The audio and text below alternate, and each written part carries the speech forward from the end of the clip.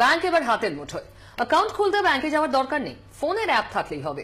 দেশের প্রথম payment bank পরিষেবা শুরু করলো এয়ারটেল। এয়ারটেলের সব আউটলেটই ব্যাংক, স্মার্টফোনে চুটকিতেই হবে লেনদেন।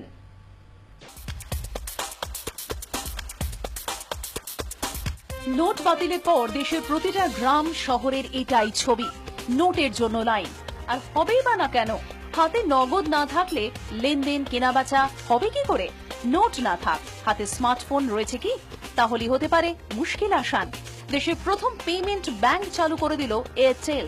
ব্যাংক এবার হাতের মুঠোয়। সম্পূর্ণ ডিজিটাল এই ব্যাংক, তবে অ্যাকাউন্ট খুলতে যেতে হবে না ব্যাংকে। লেনদেনের জন্য শুধু দরকার বিশেষ ব্যাংকিং অ্যাপ।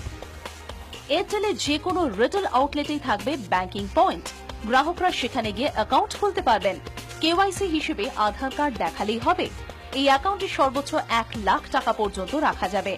এরপর গ্রাহকের এয়ারটেল নাম্বারই তার অ্যাকাউন্ট নাম্বার হবে। দোকানে কেনাকাটার জন্য এই অ্যাপ ব্যবহার করা যাবে। এখান থেকে অন্য যে কোনো ব্যাংক অ্যাকাউন্টে টাকা ট্রান্সফার করা যাবে। টাকা পাঠানো যাবে অন্য এয়ারটেল গ্রাহকের অ্যাকাউন্টে। পাইলট প্রজেক্টে রাজস্থানের 10,000 এয়ারটেল আউটলেটে পরিষেবা দেওয়া শুরু হলো। শুধু লেনদেনের সুবিধাই নয়, জমা রাখার টাকায় সুদও মিলবে। এই অ্যাকাউন্টে রাখা টাকার ওপর বছরে 7.25% হারে সুদ মিলবে। ব্যাংকের সেভিং অ্যাকাউন্টে এই সুদের পরিমাণ 4%। রয়েছে 1 লাখ টাকা দুর্ঘটনা বীমার সুবিধাও।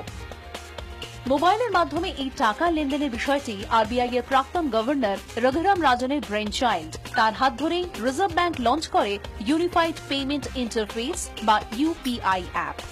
আগামী বছরের মধ্যে ডাক বিভাগ সহ আরও কয়েকটি সংস্থা এই পরিষেবা আনবে। ব্যুরো রিপোর্ট, 24 ঘন্টা।